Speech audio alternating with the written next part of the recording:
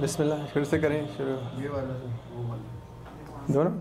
तो हाँ, ये हमने बात यहाँ की थी कि शाहजी की ढेरी में ही जहाँ पे कनिष्का ने बहुत बड़ा स्तूपा बनवाया था, वहीं से और भी चीज़ें आसार मिले हैं। उनमें से एक ये है डब्बा रेलिक्वरी, जिसके अंदर उनके तबर्रुकात थे।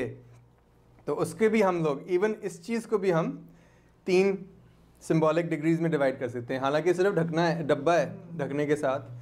सबसे नीचे वो वाले यक्षा हैं जिनको गुना कहते हैं, जिनको जो कि अटलांटिन फिगर्स होते हैं, जो कि पूरी दुनिया की, हाँ ये मतलब ये वाटर सिंबलिज्म भी है ना, ये जो नीचे के chaotic elements। साइकिक वर्ल्ड में एक पॉजिटिव चीज़ें जो यक्षास हैं पॉजिटिव है, साइकिक की वर्ल्ड में ये लोअर चीज़ें, उनको भी यक्षा कहते हैं, नेगेटिव यक्षास पॉजिटिव यक्षास। तो वो उसकी यहाँ पे हमने बिल्कुल बिल्कुल इसी तरह से। तो इधर हम लोग एक और स्कल्पचर से हम लोग उनको देख सकते हैं कि यहाँ पे भी इसकी अलामत दी गई है। ये अमरावती में से जिस तरह से उन्होंने लोटस स्टॉक्स को उठाया हुआ है, यानी क्रिएशन उनके कंधों पे ही उठी हुई है, समाई हुई है। तो वो जो है वो सबसे नीचे वाले लेवल पे है। बीच वाले लेवल पे वो है जो कि हंस है, जो कि इस कीचड़, इस लोअर वर्ल्ड में से उठ के ऊपर जाता है, जिस तरह हमारी नफ्सल मुतमन्ना हो सकती है। और सबसे ऊपर जो है वो है जो कि हमारी स्पिरिचुअल रेल्म है, फ्लैंक बाय 2 बोधिसत्वास और सबसे बीच में बुद्धा हिमसेल्फ। तो इवन इस छोटी सी डिबिया में भी पूरी दुनिया समाई हुई है। दरिया बहुबा बंदर, दरिया बहुबा नेक्स्ट बुलबुले में समंदर, ये मतलब है दरिया बहुबा। उसका कुछ हो सकता है, कुछ लोग ना हो वो बताना। ये अशोका के ज़माने का तख्त था जो कि बोध गया में उस वहाँ लगाया गया था जहाँ पे बुद्ध ने निर्वाण पाई थी। और उसमें यहाँ पे भी हंस और लोटस की सिंबलिज्म नज़र आती है, जो कि an iconic representation of the Buddha है। और वही हंस है जो यहाँ पे भी नज़र आ रहा है, जो कि एक तरह से अलामत करता है इंसान की उड़ान को। हंस और लोटस का भी ताल्लुक है, देखें उधर भी है और इधर भी। जी हाँ, दोनों चीज़ें दुनिया में मतलब कीचड़ में से निकल के ज़मीन पे आती हैं, वहाँ से फिर आसमान में जाती हैं। और जब खुलती हैं तो बिल्कुल, जब लोटस खुलता है तो बहुत ही निर्मल प्योर होता है। आगे चलें, फंसा हुआ है। नहीं, पहली स्लाइड ऐसी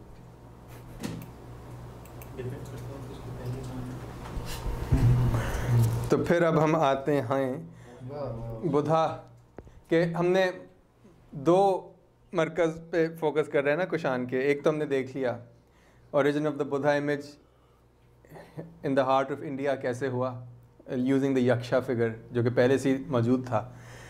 गंधारा में एक और कहानी चल रही थी, क्योंकि गंधारा में ज़्यादा हेलेनिस्टिक, ग्रीक और रोमन इन्फ्लुएंस था।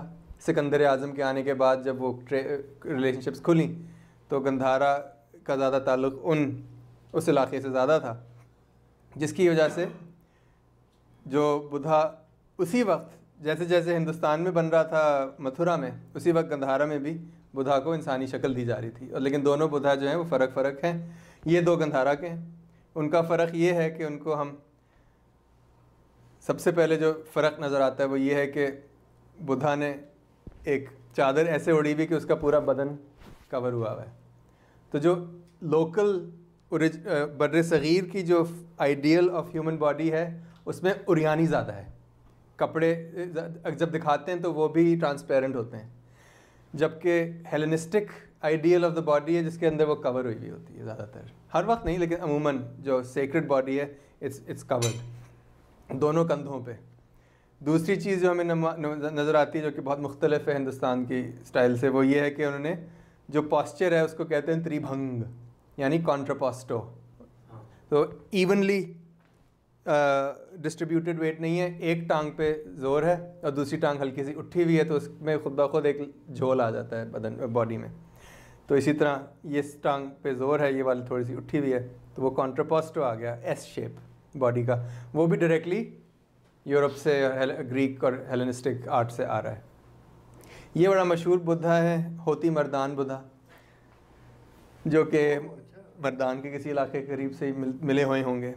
वो फिर अंग्रेज़ों के ज़माने में गायब हो गए, लेकिन बहुत खूबसूरत बुद्धा हैं। इतना पॉलिश क्यों लग रहा है? ये एक आर्मी मेस में था अंग्रेज़ों की। तो आर्मी मेस में ये लोग कोई गेम खेलते थे अपेरेंटली, जिसके अंदर इसके ऊपर शराब और इस तरह की चीज़ें डालते थे और उसके ऊपर पता नहीं क्या क्या बदतमीज़ी करते थे। तो उसकी वजह से उसके ऊपर एक अजीब सी शाइन आ गई थी। उसके बाद फिर गायब करा दिया उन्होंने, क्या पता किसी के घर पड़ा हो या कहीं। ये कंपैरिजन दिखाना चाह रहा था कि लेफ़्ट में आपके एक हेलेनिस्टिक और रोमनेस्क स्टैचू है और राइट पे हमारा गंधारा का बुद्धा है। तो हम देख सकते हैं कि कहाँ से आ रहा है। तो इसका मथुरा वाले सेंटर से बहुत कोई ज़्यादा ताल्लुक़ नहीं है, इतना ज़्यादा। एलिमेंट्स फिर भी शायद हैं, हाथ जैसे कैसे किया वो तो आइकनोग्राफी है। मुद्रा तो टेक्स्ट से आया है, हम स्टाइल की बात कर रहे हैं। पॉइंट करने वाली बात है। लेकिन हाथ वही यक्षा वाला हाथ है कि जिस तरह बल्ला बुद्धा में एक हाथ से कपड़ा पकड़ा हुआ था और दूसरे हाथ से ये मुद्रा होगा, अभय मुद्रा। तो वो तो जाहिर है। और फिर जो इनके लक्षण हैं वो तो जाहिर है बुद्धा के ही लक्षण है। बड़े कान है, बिंदिया है और वो ऊपर जो जूड़ा है बालों का वो भी। और यहाँ पे आप एक्चुअली छोटे छोटे बालों के जो कर्ल्स हैं वो भी देख सकते हैं। इधर तो ज़ाहिर फ़र्क है, लेकिन जिस तरह से कपड़े बने हैं, ड्रेपरी जिस तरह फ्लो कर रही है वो बिल्कुल सिमिलर है। और जिस तरह से कॉन्ट्रापोस्टो है वो भी बहुत एक जैसा है। ये just to show you comparison, जो दो मेन मराकज़ थे, कुशान का मथुरा वाला और कुशान का गंधारा वाला, उन दोनों में देखें कितना फ़र्क है। ये यक्षा में से आ रहा है जो कि लोकल हमारी ट्रेडिशन चल रही है वो इंडस वैली तक। ये ज़्यादातर ग्रेको रोमन ट्रेडिशन से आ रहा है, यूरोपियन ट्रेडिशन से आ रहा है। इसीलिए जब आप पाकिस्तानी आर्ट हिस्टोरियंस और आर्कियोलॉजिस्ट से बात करें तो वो हमेशा ये कहते हैं कि origin of the Buddha image Gandhara से शुरू हुई थी, क्योंकि वो थोड़ा सा वो पॉलिटिक्स आ जाती है, इंडिया पाकिस्तान हिंदू मुस्लिम उस तरह की चीज़ें। लेकिन उसमें अभी भी तनाज़ा है। कुमार स्वामी कहते हैं कि उसका फ़र्क नहीं पड़ता यहाँ शुरू हुई या वहाँ। हकीकत की ये बात है कि जो लोकल बुद्धा है, जो कि सबसे अहम बुद्धा था, उसकी रूट्स अपनी हैं, यहाँ की हैं, बर सग़ीर की। उसका कोई इसका ताल्लुक़ इससे नहीं है। ये इम्पोर्टेंट बात है।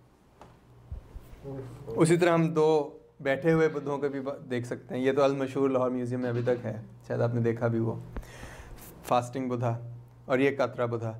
और यहाँ पे भी दो बड़ी फ़र्क तरह की आइडियाज़ सामने आती हैं कि जो हिंदुस्तान या बर सग़ीर का जो एक तर्ज़ है मुक़द्दस बदन को दिखाने का, वो एक बड़ा खुशहाल फला फूला खाता पीता बदन है। लेकिन यहाँ पे थोड़ा सा फ़र्क है, जो गंधारा वाला है इसमें थोड़ा आइडियाज़ जो हैं थोड़े मुख्तलिफ हैं। वैसे तो लगता है जैसे कि उन्होंने बहुत ही हेलेनिस्टिक टेक्निक्स इस्तेमाल की हैं रियलिज़म के लिए, कि स्टार्विंग बुद्धा है तो उनकी आंतड़ियाँ निकली हुई हैं, बिल्कुल वो आंतड़ियाँ कह रहा हूँ, रिब्स निकली हुई हैं सब कुछ। लेकिन असल में अगर हम गौर करें तो इसका एनाटॉमिकली बिल्कुल ही गलत रिप्रेजेंटेशन है। रिब्स जो हैं वो उन्होंने कोई 10-12 एक्स्ट्रा डाल दिए हैं। और फिर हमें अंदाज़ा होता है कि ये एक्चुअली टेक्स्ट को फॉलो कर रहे हैं, क्योंकि शुरू की टेक्स्ट में लिखा था कि जब बुद्धा दरख्त के नीचे बैठे और पहले वो कोई और तरीका अपना रहे थे तो उन्होंने फ़ाक़े करना शुरू किए। तो उन्होंने इतने फ़ाक़े किए कि उनकी जो पेट था वो उनकी रीढ़ की हड्डी के साथ जा मिला, इतना पतले हो गए। तो that's what they are showing, you can actually see the spine cutting through the stomach. हकीकत में तो ऐसे नहीं हो सकता, आपका तो एक्चुअली पेट फूल जाता है जब आप फ़ाक़ा कर रहे होते हैं। तो वो मुहावरा का, तो वो इसलिए they are still representing the text but still using certain Hellenistic Greek techniques. तो फ़र्क देखें कितना ज़्यादा है दोनों में। फिर भी हमें यहाँ नज़र आता है कि ये चक्रा जो है उसकी अलामत अभी भी यहाँ नज़र आ रही है। लेकिन वो चक्रा को भी उन्होंने इस तरह से दिखाया, यूँ सामने से नहीं दिखाया, इस साइड से दिखाया। और एक और बहुत ज़रूरी पहलू सामने आता है इसी ज़माने में बुद्धिज़्म के बारे में, जो कि हमें आगे जाके हर जगह नज़र आता है, वो है the image of the Bodhisattva.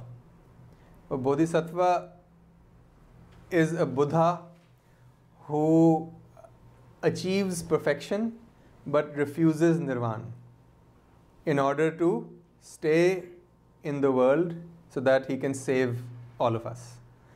तो ये एक बुद्धा का पहलू है, या बुद्धा तो नहीं लेकिन बोधिसत्वा वो हैं जो कि बुद्धा को फॉलो करते थे, लेकिन फिर उन्होंने ख़ुद निर्वाण या मोक्ष से कहा कि हमें अभी नहीं चाहिए जब तक कि पूरी इंसानियत को हम ना सेव कर सकें। तो वो भी बोधिसत्वा इसीलिए हमेशा प्रिंसली गाब में दिखाए जाते हैं। उनके अभी भी हीरे जवाहरात, बाल बड़े अभी तक झड़े नहीं हुए होते, और उन्हें चप्पलें भी पहनी हुई हैं और जेवर भी पहने हुए हैं, क्योंकि वो अभी तक दुनिया से जुड़े हुए हैं।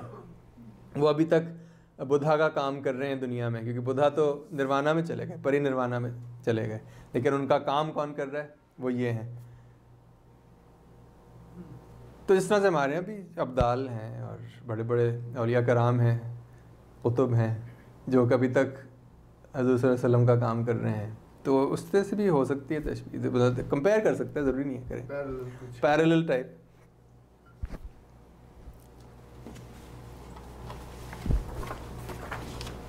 फिर हम यक्षियों का भी देखते हैं किस तरह से फ़र्क है।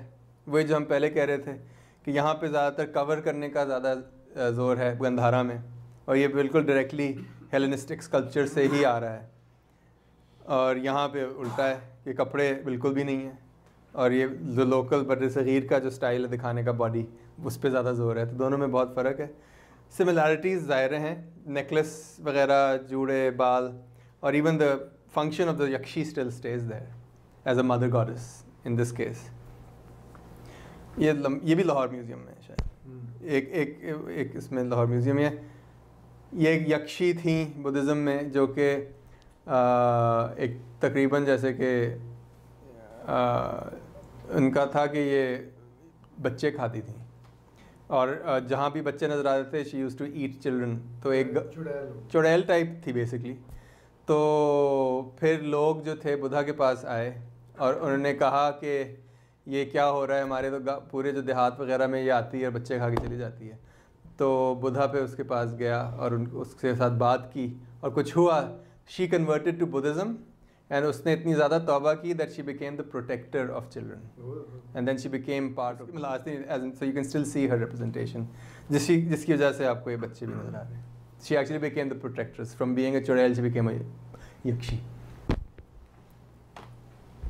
अब फिर रिलीफ, क्योंकि ये सारी चीज़ें हम देखते आ रहे हैं कि रिलीफ स्कल्पचर भी देखते आ रहे हैं, तो उसके अंदर एक चीज़ जो हम नोटिस करते हैं जो कि मिसिंग है सांची और बारहुत वगैरह में, जो हिंदुस्तान के सेंटर में हो रहा था, उसके अंदर कंटिन्यूस नरेशन बहुत ज़रूरी होती है। यानी कि आपको एक ही कैरेक्टर, जिस तरह से हमने घोड़ा देखा, घोड़े को कोई 10 या 12 बार दिखाया हुआ था एक ही फ्रीज़ में, यानी कि यहाँ से बुद्धा निकले, फिर यहाँ गए, फिर वहाँ गए, फिर वापस आए, वो एक ही फ्रीज़ में निकाला।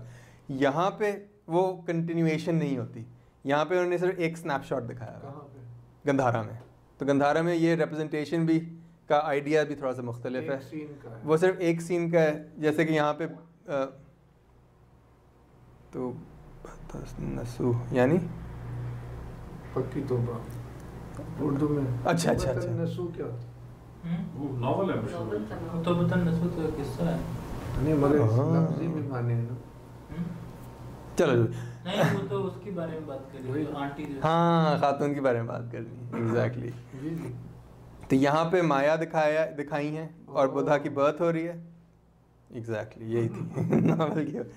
और यहाँ पे जो इंटरेस्टिंग बात है कि पहले हम देखते थे कि बुद्धा को नहीं दिखाया हुआ, अब क्योंकि वो दौर आ गया जिसमें बुद्धा की रिप्रेजेंटेशन है, यहाँ बुद्धा को भी दिखाया हुआ कि बेबी जो है वो साइड से निकल रहे हैं और वो चादर के ऊपर आ रहे हैं, और बाकी फिर जो हेवनली बीइंग्स हैं, मलाइक हैं, वो नीचे आ रहे हैं।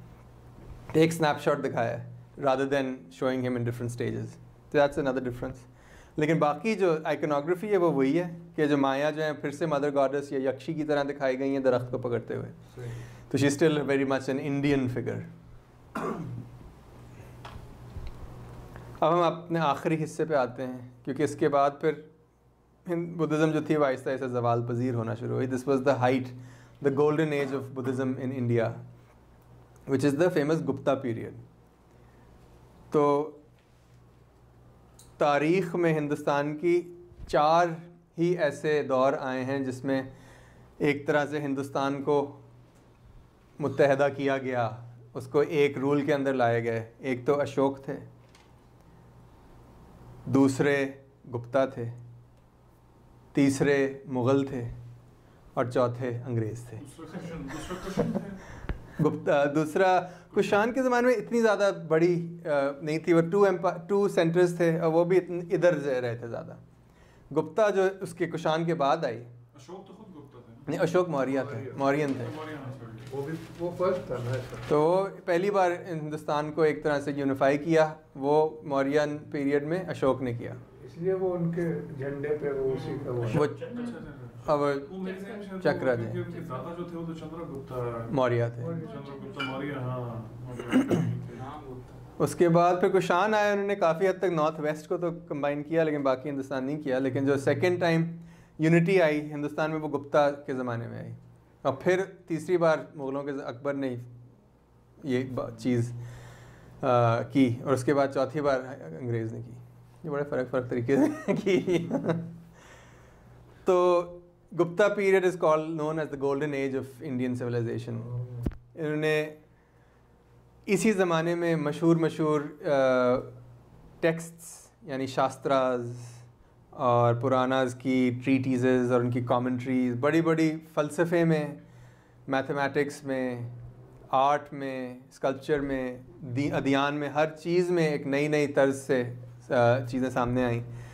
और उसी में बुद्धिज़्म की भी कोई बहुत फ़रोग़ मिली और बहुत ऐसे अरूज पे पहुंची कि उसके बाद सिर्फ ज़वाल ही ज़वाल था, मतलब उससे आगे नहीं जा सकती थी। और मज़े की ये बात है कि शुरू में गुप्ता के शुरू में जो उनका सेंटर था वो वही रहा जो कि कुषाण के ज़माने में था, यानी कि मथुरा, दिल्ली, आजकल का दिल्ली के करीब। उसके बाद कोई 5th सेंचुरी के एंड में उन्होंने अपना मरकज़ शिफ्ट करके यहाँ चले गए, जो कि एंशिएंट पाटलिपुत्रा यानी सारनाथ के पास चले गए। और गुप्ता पीरियड ही यानी 4th to 6th सेंचुरी ही वो ज़माना है जब बुद्धिज़्म पूरी एशिया में फैला। उससे पहले इधर उधर हर जगह गया था लेकिन उसकी इतनी कामयाबी नहीं हुई थी। इस ज़माने में वो सेंट्रल एशिया के थ्रू चाइना भी गया, और इसी ज़माने में श्रीलंका के थ्रू जावा और थाईलैंड हर जगह पहुंच गया एकदम से, जैसे कि उसका गोल्डन एज था, हिंद बुद्धिज़्म का गोल्डन एज था। उसी तरह जिस तरह इस्लाम एक ज़माने में एकदम से हर जगह फैल गया, तो वो इसी तरह से ये वो दौर था जब वो हर जगह फैला। और फिर उसके पत्थर के इस्तेमाल में भी यही हुआ कि शुरू में तो आपको सीकरी सैंडस्टोन मिलता है, लेकिन गुप्ता के आखिर दौर में चुनार सैंडस्टोन वापस आ जाता है क्योंकि वो वहीं पे चले गए थे। और ये बस आपको एक तरह से कंपेयर कर रहा हूँ कि ये बिल्कुल उनसे पहले जो कुषाण ज़माने में खतरा बुद्धा का एक मिसाल हमने देखी, और उसके बाद जब गुप्ता पीरियड आया तो उसमें हल्की हल्की तब्दीलियाँ आना शुरू हुई कि किस तरह से बुद्धा को रिप्रेजेंट किया जा रहा था। तो वो लक्षण वगैरह तो वही हैं लेकिन थोड़ी सी डिटेल्स आ गई हैं इसमें। चेहरा आहिस्ता आहिस्ता बदलना शुरू हुआ। सबसे बड़ा जो फ़र्क नुमाया हुआ वो ये था कि वो अब एक हंसमुख चेहरा नहीं रहा, आहिस्ता आहिस्ता थोड़ा संजीदा चेहरा होना शुरू हो गया। कंप्लीटली इंटीरियर कंटेम्पलेटिव और इंटीरियर नीचे देखना शुरू हो गया। पहले तो यक्ष की तरह था कि बिल्कुल आपको सामने से देख रहा है, आहिस्ता आहिस्ता उसकी निगाहें नीचे होना शुरू हो गई, वो अपने अंदर देखना शुरू हो गया। आप उसको गौर से देखें ना तो इसमें जब इसकी जो मेडिटेटिव स्टेट है वो ज़्यादा नुमाया, एक्टिव स्टेट कम है, मेडिटेटिव ज़्यादा है। अंदर की एक साइलेंस और वॉइड नजर आ रहा है, बिल्कुल बड़ा प्रोफाउंड सा, और मकसद भी यही था उसको दिखाना। और हम इसी को अब देखते जाएंगे किस तरह से तब्दीली आना शुरू हुई कि from a yaksha like Buddha to a contemplative boyish inward looking Buddha. ये उसके बीच में ये है एक चीज़, बोध गाया बुद्धा, जो कि गुप्ता पीरियड के बिल्कुल शुरू का है, सीकरी सैंडस्टोन में बना हुआ है। वक्त के साथ थोड़ा बेचारा काला हो गया लेकिन वरना वही है। ये डिटेल्स दिखा रहे हैं वो जो तैमूर साहब बात कर रहे थे कि थोड़ा इंट्रोवर्टेड हो गया, आंखें थोड़ी बंद हो गई, जो एक हंसी और मुस्कुराहट थी शक्ल पे वो थोड़ी संजीदगी की तरफ चली गई। कंसंट्रेशन बड़ी ज़बरदस्त नजर, मेडिटेटिव कंसंट्रेशन। और यहाँ पे हमें ये भी नज़र आता है कि the body of the Buddha is now becoming more and more sacred. पहले तो स्टूपा था, पहले हम देख रहे थे ना कि बुद्धा तो था ही नहीं, यानी बुद्धा की टीचिंग्स थी और बुद्धा की शक्ल जो थी वो स्टूपा की फॉर्म में ज़्यादा ज़रूरी थी कि उसका वो तो चले बरकरार रहा, लेकिन अब आहिस्ता आहिस्ता जो बुद्धा की ह्यूमन फॉर्म है वो मुक़द्दस बन गई है, वही वो मरकज़ बन गया है बुद्धिज़्म का। या जो मेन टीचिंग है वो इसके ज़रिए हासिल होती है। एग्जैक्टली। और यहाँ पे आप वो स्नेल शेल कर्ल्स भी देख सकते हैं जिसका मैं जिक्र कर रहा था। एक और चीज़ जो नुमाया होना शुरू होती है वो है उनका चेहरा। चेहरा जो है वो आहिस्ता आहिस्ता एक हार्ट शेप्ड चेहरे में तब्दील होना शुरू हो रहा है। यहाँ पे तो बिल्कुल बस गोल गोल है ना, यहाँ पे थोड़ा टाइट होता जा रहा है, जैसे कि मास्क लाइक। अब आगे जाके देखेंगे किस तरह से मज़ीद तब्दीलियाँ आई। उसी तरह हम तो एक खड़े हुए बुद्धाज को भी देख लेते हैं। ये शुरू वाले, बिल्कुल शुरू वाले बल्ला बुद्धा थे। ये थोड़े गुप्ता पीरियड के, वहीं से सीकरी सैंडस्टोन में बने हुए, लेकिन इसमें भी ये देख सकते हैं कि जिस तरह इनका वज़न कम हो गया है, थोड़ी सी नज़ाकत ज़्यादा आ गई है, फिर से नीचे देख रहे हैं, ज़्यादा कंटेम्पलेटिव शक्ल है, उस तरह से यूं करके आगे नहीं देख रहे, वो वाली तब्दीलियाँ आना शुरू हो रही हैं। हाथ कितना खूबसूरत बना है। एक बड़े मज़े का लक्षण जो कि टेक्स्ट्स में नज़र आता है वो ये है कि बुद्धा के हमेशा वेब्ड हाथ थे। ये हमें आप सबसे शुरू की टेक्स्ट में नज़र आता है कि उनके जो हाथ थे वो जैसे कि मेंढक के हाथ होते हैं, बीच में वो होते हैं ना, जाली होती है। तो उसका स्कॉलर्स और हिस्टोरियंस कहते हैं कि शायद वो वाला लक्षण स्कल्पचर्स में पहले नज़र आया होता होगा, क्योंकि जब आप हाथ बनाते हैं, अगर आप हाथ वैसे कमज़ोर बनाएं तो वक्त के साथ बड़ी आराम से टूट जाएगा। तो उसको सपोर्ट करने के लिए उन्होंने बीच में पत्थर छोड़ दिया ताकि वो हाथ ना टूटे। तो वो देख देख के लोगों ने फिर जब लिखना शुरू किया लक्षण वगैरह, तो उनके दिमाग में था कि वो बुद्धा के तो हाथ हमेशा उस तरह से होते हैं। तो शायद इस यहाँ पे शायद 8 पहले आया और टेक्स्ट बाद में आई हो। एक और चीज़ जो नज़र आना शुरू होती है वो है उनका जो इसको क्या कहते हैं, चादर का जिस तरह से कट करती है टांगों में, वो काफ़ी नुमायां तौर पे कट करती हुई जाती है। तो वो एक बड़ी पहचान बन जाती है गुप्ता पीरियड स्कल्पचर की। वो हम आगे जाके देखेंगे कि वो कितनी ज़्यादा मोटी एक तरह से कट करती हुई जाती है आगे। ये फिर से भी दिखा रहे हैं कि रिलीफ है, कितनी खूबसूरत।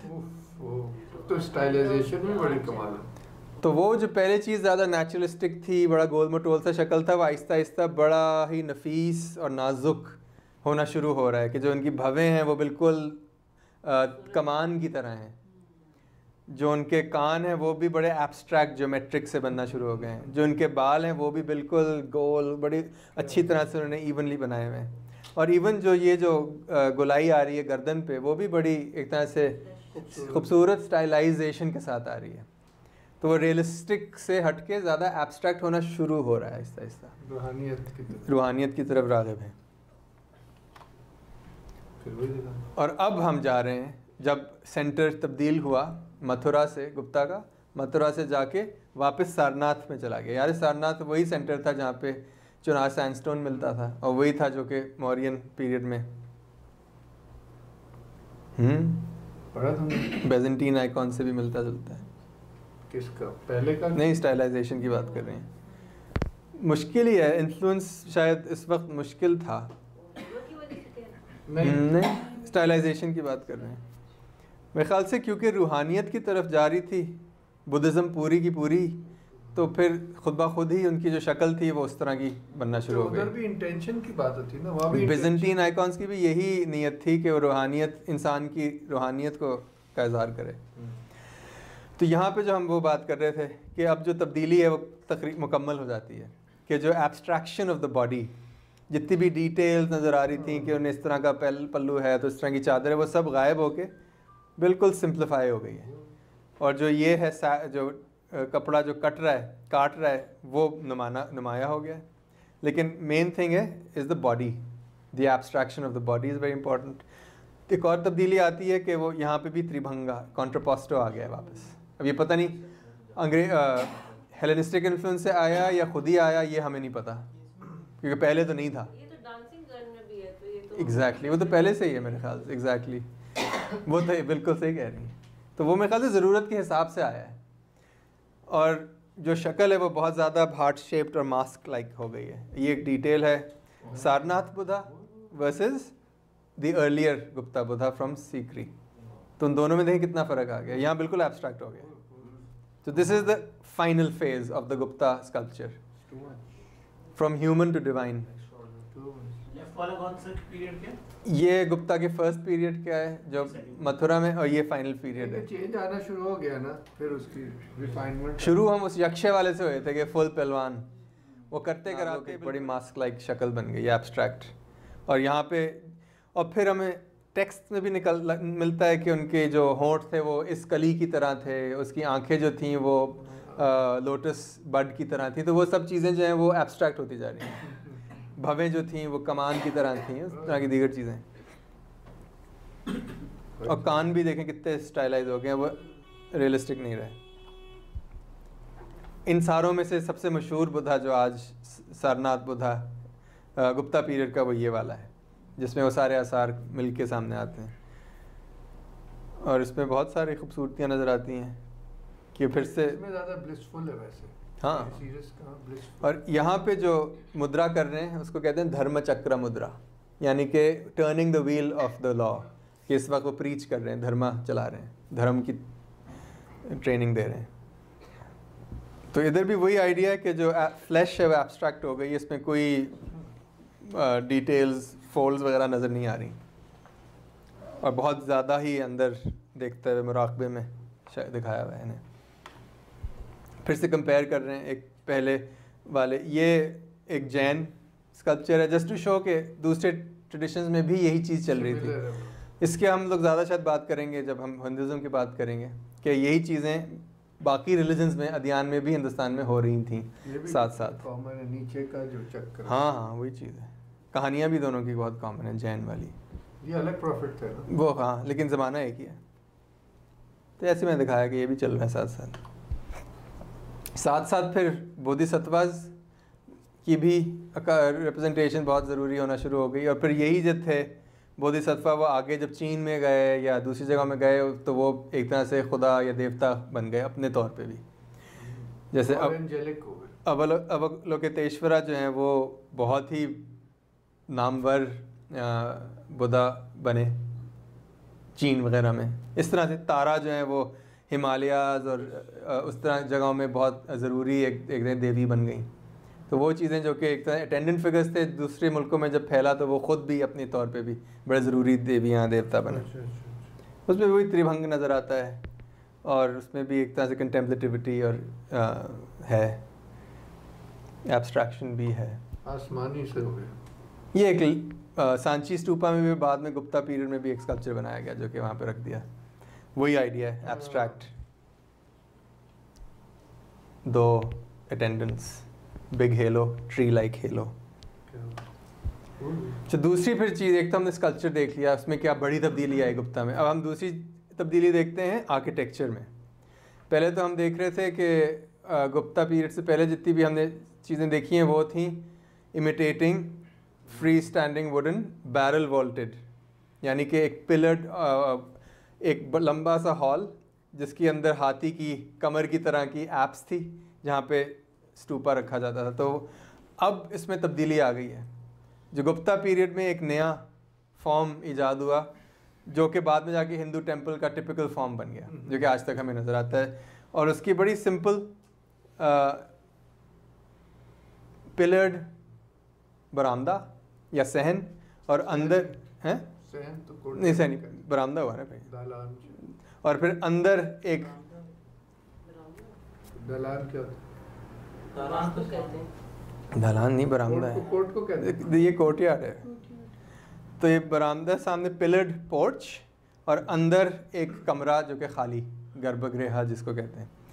तो स्क्वायर चेम्बर, और उसके आगे एक extension of a pillared porch. This was the new introduction. और इसकी ख़ास बात ये है कि इट्स अ फ्लैट रूफ। पहले वाले जो थे उनकी तो गोल रूफ थी, और यहाँ पे फ्लैट रूफ है। और ये एक नई तर्ज हो भी सकती है क्योंकि वहाँ भी यही मिलती है। ये हिंदू टेंपल का डिजाइन बना था या बुद्धिस्ट टेंपल? ये हिंदुस्तानियों ने बनाया और इस्तेमाल दोनों के लिए हुआ।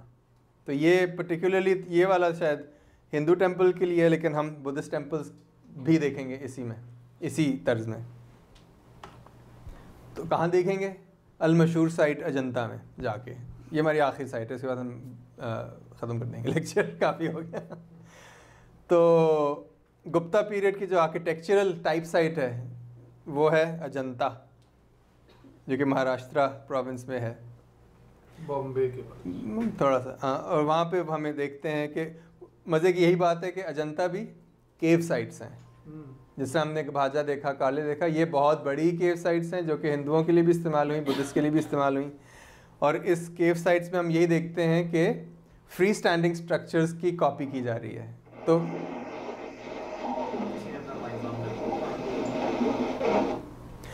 तो उस फ्री स्टैंडिंग स्ट्रक्चर्स में अगर हम प्लान्स में देखें तो हमें पुराने तर्ज के भी मिलते हैं, बैरल वॉल्टेड, ये देखें गोल गोल जो हैं ये पुराने, और नए तर्ज के भी नज़र आते हैं फ्लैट वाले। समझ आई? प्लान्स है ना, ये ऊपर से देख रहे हैं तो ये एक वघोड़ा रिवर है और उसके जो क्लिफ्स हैं उसके अंदर गार बने हुए हैं, और गार जो हैं वो फ़र्क फ्री स्टैंडिंग बिल्डिंग्स की कॉपीज़ हैं। तो इसमें हम दोनों तरह के देखते हैं, पुराना वाला तो बैरल वॉल्टेड था गोल गोल, और नया वाला फ्लैट है, तो हम स्क्वायर है। और हम एक अजंता केव 2 को देख रहे हैं जिसके अंदर नए तर्ज वाला जो टेम्पल आया है उसकी कॉपी की जा रही है। तो once again you have that pillared porch, उसका यहाँ पे प्लान भी है, पिलर्ड पोर्च, और फिर पीछे जाके एक कमरा है जिसके अंदर बुद्धा की शक्ल है। और यहाँ पे जो पुराना तर्ज का जो थे उसकी अक्कासी अब सिर्फ फसाड में रह गई है। याद है वो छेतिया हॉर्सशू, जो छेतिया आर्चवे थी, वो अब हम सिर्फ ऊपर देख रहे हैं। तो अभी भी एक तरह से उसको मुकद्दस बनाने के लिए उन्होंने वो फिर भी बरकरार रखा। ये फिर सल्तनत पीरियड तक आती है। बिल्कुल, पाकपतन के दरबार पे भी ये ऑर्नामेंट, ये प्री मुगल कई बुद्धिस्ट असली तो क्लास 8 की यही हो कि हम बुद्धिस्ट से हिंदू जाएं, हिंदू से इस्लामिक पे आएँ, तो फिर हम बहुत सारे कनेक्शंस देख सकें, यही वाली चीज़ें। बहरहाल तो ये अंदर जाते हैं केव 1 के, तो वही हम पीछे से पहले पोर्च देख रहे थे पिलर वाली, फिर जब उसके अंदर जाते हैं तो वो खाली वाला कमरा जिसके अंदर बुद्धा। और यहाँ पे हम सबसे पहले पेंटिंग्स के भी सबसे शुरू के आसार देखते हैं हिंदुस्तान में। जनाब आपके लिए और आयशा के लिए ये लोग फ्रेस्को पे काम कर रहे हैं। ये फ्रेस्कोज ही हैं, ये एक्चुअली सेकोज हैं, मतलब वही है, वॉल पेंटिंग फ्रेस्को टाइप ही हैं जो कि अजंता की का खासा हैं। अच्छा। और ये सब 5th सेंचुरी के लगभग है और इसमें बहुत सारी पेंटिंग्स भी नज़र आती हैं। तो यहाँ पे 2 बोधिसत्वाज हैं दीवार पे, और अंदर बुद्धा हैं।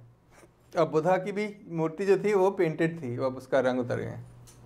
तो ऐसे अंग्रेजी क्या कहते होंगे, ये तो इतनी ज़बरदस्त, ये लें, वो कहते हैं कि इनको ड्राइंग पेंटिंग नहीं आती। ये है पद्मा पानी, यानी कि the Buddha who holds the lotus. क्या कुछ हो रहा है। और अक्सर जब मैं पेंटिंग की क्लास पढ़ाता हूँ तो हम यहीं से शुरू करते हैं, क्योंकि जितनी भी हिंदुस्तान हमारी मुसव्वरी की जो बुनियाद है वो यहीं पाई जाती है। यही इत्तेफाकन यही तर्ज था जो कि फिर अकबर के ज़माने में वापस आया, जिसके अंदर एक खासा यही है कि हर चीज़ जितनी भी फॉर्म्स है उनको एक बड़ी बारीक आउटलाइन में बंद किया हुआ है, लेकिन फिर उसके अंदर बड़ी सटल किस्म की हाईलाइटिंग भी की हुई है। तो सबसे पहले तो होता ये है कि आप उसकी दीवार पे सफ़ेदा करते हैं, कली करते हैं, उसके बाद उसकी लाल रंग से ड्राइंग करते हैं। और लाल रंग असल में जड़ियों या बूटियों को जला के, एक ख़ास जड़ी होती थी जिसको जलाते थे, तो उसमें से उसकी जो चारकोल स्टिक थी उसका रंग ही लाल होता है यूजुअली। तो जब उसके रंग करते हैं लाल, उसके बाद फिर जहाँ जहाँ रंग लगाने वहाँ फ्लैट कलर्स लगाते हैं कि भाई यहाँ सब्ज़ लगाना है, यहाँ गोल्ड लगाना है, लाल, जो भी। जब फ्लैट रंग लगाया फिर उसके ऊपर उसकी डार्क्स और लाइट्स, हाईलाइट्स लगाते हैं। तो वो जिसको क्यारोस्कूरो भी कहते हैं, शेडिंग। और फिर बहुत सारी डिटेलिंग इसके अंदर, डिटेल नहीं है लेकिन इस बोधिसत्वा के ताज के अंदर बुद्धा की शक्ल बनी हुई है। तो बड़ी बड़ी डिटेल्स हैं, अकल दंग रह जाती है। और बहुत सारी जो कहानियाँ हैं वो बुद्धा की पिछली जन्म की कहानियाँ हैं। हाँ, ये बंदर है। तो बड़े बड़े यानी कि जन्नात दिखाई हुई हैं, बहुत बड़ी बुद्धा की पैराडाइजेस की अक्कासी है। वही जो आपने स्टोरी बताई थी कि वो शायद ही वही हो, वो भी हो सकता है, वरना कई दफ़ा और रेल्म्स के लिए जो और बीइंग्स हैं ना जिनको हम कंसीव नहीं कर सकते, कई दफ़ा उनको बंदरों की। तो ये बहुत ही ज़रूरी एक स्टेज था। गुप्ता पीरियड ने आर्किटेक्चर और स्कल्पचर के साथ साथ पेंटिंग में भी एक ऐसी रेवोल्यूशन और इनकलाब लाया जिससे, जो कि हमेशा के लिए फिर, जिसकी वजह से मुसव्वरी जो थी वो कायम रही। लेकिन उसका कभी और बात करेंगे। फिर ये वही धर्मचक्र मुद्रा कर रहे हैं, और ये भी वही गुप्ता स्टाइल है, थोड़ा सा मोर स्टॉकी, लेकिन वही idea of that sort of abstracted body. Proportion थोड़ा इतने सही। हाँ, ये क्योंकि प्रोविंशियल सेंटर था, ये क्योंकि प्रोविंशियल सेंटर था। चीची को हाँ वाकई में हाँ, चक्रा चला रहे हैं। वाह ये क्या था, अजंता जो था ये प्रोविंशियल सेंटर था और डायरेक्टली गुप्ताज के अंदर नहीं आता था, तो इसलिए उनकी जो स्टाइल है स्कल्पचर का वो थोड़ा सा महाराष्ट्र थोड़े छोटे Heavy है। थोड़ा लोकल है, रीजनल स्टाइल है।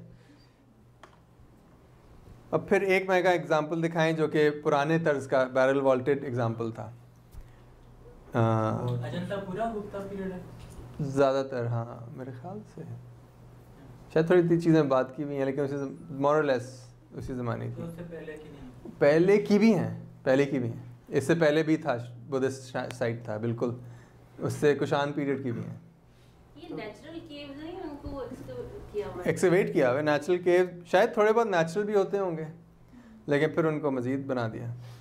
ये एक पुराने तर्ज की है, free standing barrel vaulted apsidal structure की इमिटेशन है, तो इसलिए आपको फ़ौरन वो छेतिया आर्च नज़र आ गई। क्या बात, वाह। लेकिन अब कितना एलैबोरेट हो चुका है ये सारा किस्सा, और ये बस दिखाने के लिए कि किस तरह से वही वाला कॉन्ट्रापोस्टो बोधिसत्वास में भी नज़र आ रहा है।